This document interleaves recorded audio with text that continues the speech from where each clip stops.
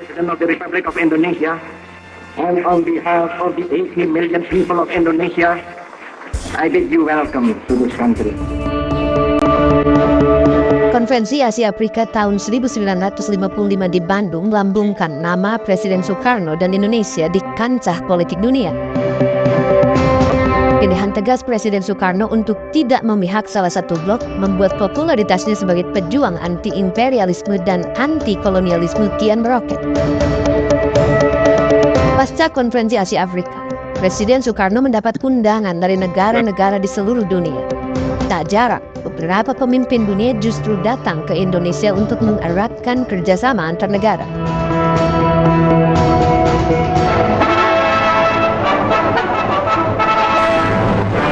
Kembali rakyat Indonesia menanti kedatangan tamu agung, Ketua Dewan Menteri Uni Republik Soviet Sosialis, Nikita Sergeyevich Khrushchev. Presiden Perdana Menteri Soekarno yang mengundang tamu agung ini bersama-sama dengan para menteri dan pimpinan angkatan perang serta kepolisian negara siap menanti. Dan Megawati pun siap pula menyambut tamu agung yang bersama putri-putri dan cucunya. Ketika itu dunia sedang dilanda perang dingin antara Amerika Serikat dan Uni Soviet beserta sekutu-sekutunya. Perang dingin menggiring dunia pada gesekan dua ideologi yang saling berebut pengaruh. Amerika Serikat dengan ideologi liberal kapitalisme berhadapan dengan Uni Soviet yang menganut sosialis komunisme.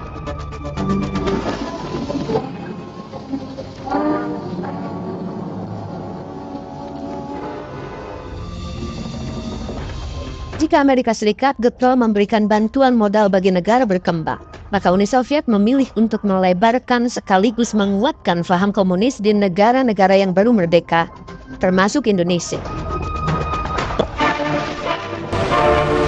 Merpati Perdamaian dari Kembang ini merupakan salah satu karangan bunga dalam perayaan ulang tahun PKI.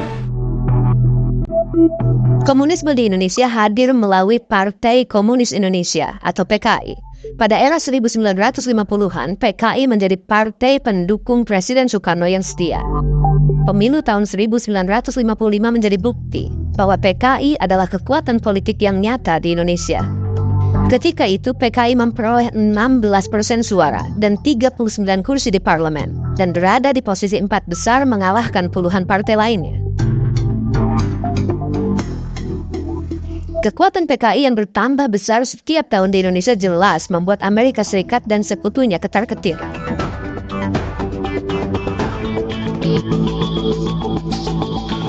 Melalui teori domino yang diperkenalkan sejak awal tahun 1950-an, Amerika Serikat menyatakan bahwa kemenangan komunis di satu negara dengan cepat akan menghasilkan reaksi berantai pengaruh komunis di negara-negara tetangganya. Apalagi tak jauh dari Indonesia, Amerika Serikat sedang berusaha melenyapkan pengaruh komunis di Vietnam Utara melalui Perang Vietnam. Here is Indochina. If Indochina falls, Thailand is put in almost impossible position. The same is true of Malaya with its rubber and tin. The same is true of Indonesia. If this whole part of Southeast Asia goes under communist domination or communist influence, Japan must inevitably be oriented toward the communist regime. Merasakan ancaman kehadiran komunis di Indonesia, Amerika Serikat membonceng pemberontakan PRRI di Sumatera dan Parmesta di Sulawesi untuk menggulingkan pemerintahan Soekarno.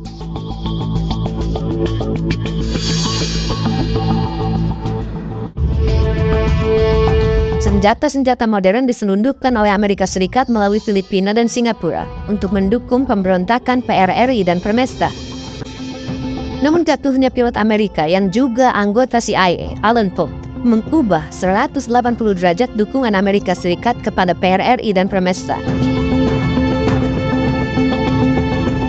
Amerika Serikat harus menanggung malu karena tertangkapnya Alan Pope menjadi bukti bahwa mereka mendukung pemberontakan di Indonesia. Mengetahui dukungan Amerika Serikat terhadap gembong pemberontak membuat Presiden Soekarno berang. Soekarno semakin lantang menyuarakan anti-kolonialisme dan imperialisme di panggung politik dunia. I hate imperialism. I detest colonialism.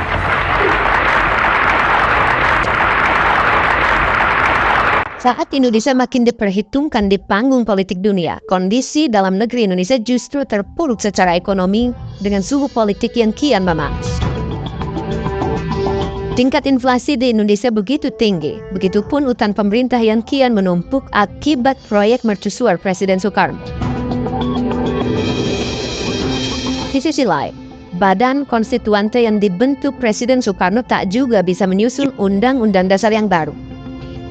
Kondisi politik ini berujung pada dikeluarkannya Dekret Presiden 5 Juli 1959. Dekret 5 Juli 1959 berujung kepada sebuah periode politik di mana Presiden Soekarno mengambil alih penuh perencanaan pembangunan, bahkan hingga pemikiran dasar ideologi negara.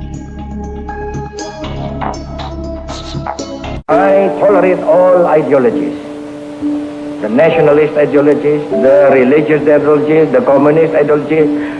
So far they are not making trouble or damage to the Indonesian state. Konsep pemikiran Masakom, nasionalis, agama, dan komunis membuat hubungan Presiden Soekarno dan PKI menjadi kian mesra. Lewat Masakom, hubungan sang presiden dengan negara-negara komunis seperti Tiongkok, Vietnam, Kamboja, dan Korea Utara terlihat makin erat. Garis persahabatan dengan negara-negara komunis ini dikenal dengan nama poros Jakarta, Phnom Penh, Hanoi, Peking, Pyongyang. Namun di dalam negeri, usaha Presiden Soekarno untuk menyatukan ketiga ideologi nyatanya tak berjalan mulus. Angkatan Darat rupanya menentang dominasi PKI dalam sistem politik demokrasi terpimpin. Konflik antara kekuatan politik ini pun tak bisa dihindarkan.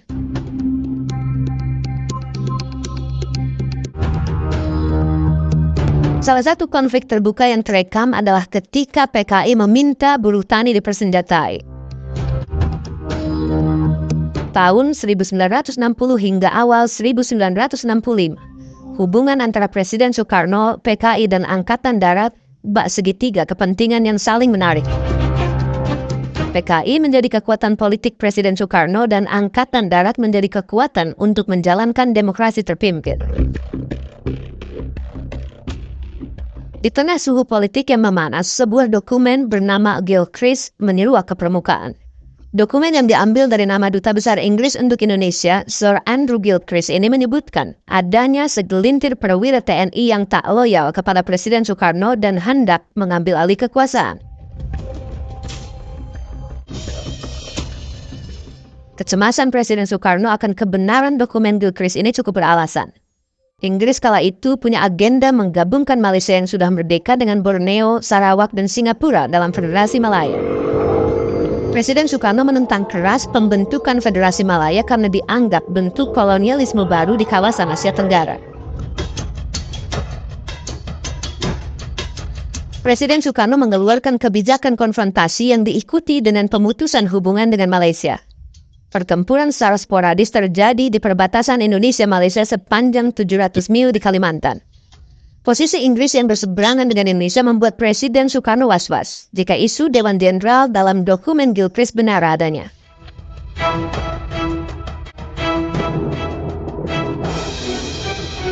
Meski tak terbukti keasliannya, dokumen Gilchrist berubah menjadi isu liar mengenai Dewan Jenderal yang berencana mengkudeta Presiden Soekarno. Cirkulasi politik pun kian memanas dan bermuara pada gerakan 30 September 1965. Sebuah pergolakan yang akhirnya melemahkan kekuasaan putra Sang Fajar. Jumlah korban dari pembunuhan pasca gerakan 30 September ini mencapai angka yang fantastik. Presiden Soekarno pada Desember 1965 membentuk Komisi Pencari Fakta yang dipimpin Menteri Dalam Negeri Maijen Sumarno. Hasilnya, jumlah korban pembunuhan pasca G30S mencapai 80.000 jiwa. Komisi Nasional Hak Asasi Manusia pada 23 Juli 2012 merilis data perkiraan korban mencapai kisaran 500.000 hingga 3 juta jiwa. Meski huru-hara anti-PKI terus terjadi, Presiden Soekarno tetap mempertahankan keberadaan PKI. Bahkan beberapa simpatisan PKI masih ada yang diangkat menjadi menteri di Kabinet Dwi Kola Jilid II bentukan Presiden Soekarno. Melihat kondisi ini membuat mahasiswa dan berbagai elemen masyarakat bereaksi keras. Sejak Januari 1966, ribuan mahasiswa turun ke jalan meneriakan Tri Tuntutan Rakyat atau Tritura. 24 Februari 1966, ribuan mahasiswa memenuhi jalanan protokol ibu kota. Tujuannya satu, menggagalkan pelantikan Kabinet Mikora Jilid II. Lewat tengah hari, sewaktu kerumunan mahasiswa semakin banyak dan istana negara tinggal beberapa ratus meter saja dari jangkauan demonstran, tiba-tiba terdengar suara peluru yang ditembakkan dari pasukan Cakrabiral. Kepanikan pun pecah. Beberapa demonstran mengalami luka-luka yang cukup serius.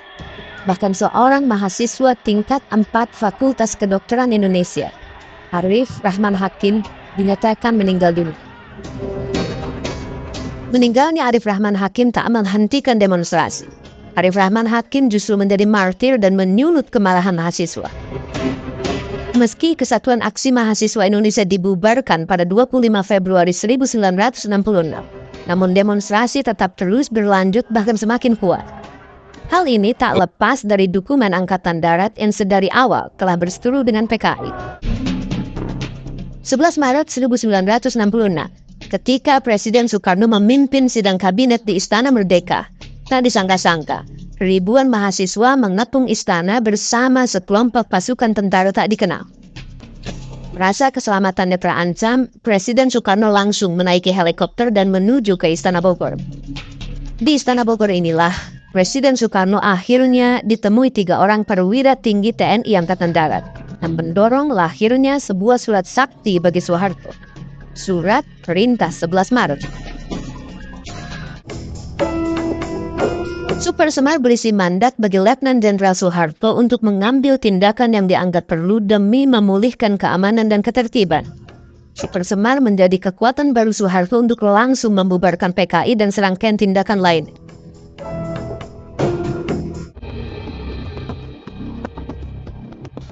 Langkah-langkah Soeharto ini tak pelak membuat Presiden Soekarno naik pitam. Karena Soekarno sebenarnya menghendaki pelaksanaan Super Semar hanya bersifat teknis dan bukan politis. Apalagi secara de facto maupun de jure, Soekarno masih kepala negara, kepala pemerintahan, bahkan panglima tertinggi angkatan bersenjata sekaligus pemimpin besar revolusi. Melihat Soeharto terlalu jauh mengambil langkah, Presiden Soekarno berusaha mencabut Super Semar. Pada tanggal 13 Maret 1966, Presiden Soekarno mengeluarkan surat Perintah 13 Maret yang berisi pencabutan Super Semar. Isi surat Perintah 13 Maret 1966 terdiri dari 3 hal. Pertama, mengingatkan bahwa Super Semar hanya bersifat teknis, administratif, dan tidak politis. Kedua, Letnan Jenderal Soeharto tidak diperkenankan melakukan tindakan yang melampaui bidang politik. Ketiga, Letnan Jenderal Soeharto diminta datang menghadap Presiden di istana untuk memberikan laporan. Pencabutan Super Semar oleh Presiden Soekarno tak digubris oleh Soeharto. Ia berdalih bahwa semua tindakan yang diambil demi keamanan negara dan menjadi tanggung jawabnya sendiri. Soeharto semakin percaya diri karena dukungan untuk dirinya bertambah kuat. Sementara ambruknya kekuatan PKI dan kehilangan masa pendukung membuat pengaruh Soekarno kian hari kian menurun. Pertengahan Juni 1966, sidang umum MPRS digelar untuk meminta pertanggungjawaban Soekarno terhadap situasi negara yang dianggap tidak stabil kala itu. Sejak sidang umum MPRS 1966, kesan terjadinya dualisme kepemimpinan nasional antara Presiden Soekarno dan Soeharto semakin hebat. Jabatan Soeharto sebagai Ketua Presidium Kabinet dan Panglima Angkatan Bersenjata membuat ia secara penuh mengendalikan roda pemerintahan. Di pihak lain, Soekarno terus-menerus berteriak bahwa dirinya masih Presiden dan Panglima tertinggi yang sah. Berkurangnya pengaruh Presiden Soekarno diperparah saat ia berpidato di Hari Kemerdekaan Republik 17 Agustus 1966. Besok kita kutuk dan saya mengkutuk pula. Dan seperti sudah kukatakan berulang kali dengan jelas dan tandas, yang bersalah harus dihukum Untuk itu aku bangunkan Mahmiluk. Tetapi kenapa kita sesudah terjadinya gestok itu harus robah haluan? Kenapa kita sesudah terjadinya gestok itu harus melempar jauh beberapa hal yang sudah nyata baik? Pidato ini dinilai banyak pihak sebagai bentuk nyata bahwa Presiden Soekarno masih ingin mempertahankan konsep Nasakomnya. Pidato ini memancing perobekan foto Presiden Soekarno di beberapa wilayah, bahkan tuntutan agar Presiden Soekarno untuk mundur semakin besar. Awal Februari 1967, Soekarno semakin kehilangan tajinya, sementara Soeharto tinggal selangkah lagi menuju Singgasana. Melihat tak ada celah untuk menambal kekuatannya sebagai pemimpin besar revolusi, pada 22 Februari 1967, Soekarno menyerahkan kekuasaan. 12 Maret 1967, melalui sidang istimewa, MPRS menarik mandat dari Soekarno sekaligus mengangkat Soeharto menjadi pejabat sementara presiden.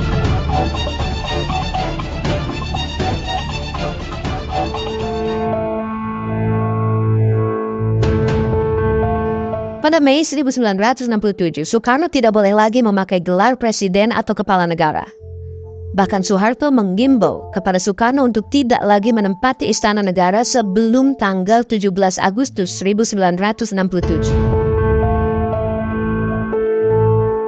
Agustus 1967 menjadi jejak akhir Soekarno menjadi pemimpin negeri. Sosoknya yang dicinta dan dipuja puluhan tahun akhirnya harus berakhir penuh caci dan benci. Hari-hari sesudahnya sang penyambung lidah rakyat hidup seorang diri, dikucilkan dan dijauhkan dari keluarga serta rakyat yang dicintainya. Kesepian dan penyakit ginjalnya dengan cepat menghisap gelora putra sang pajar yang dulu dikenal berapi-api. Inilah babak penutup bapak bangsa yang menyandang status tahanan politik di akhir hayat.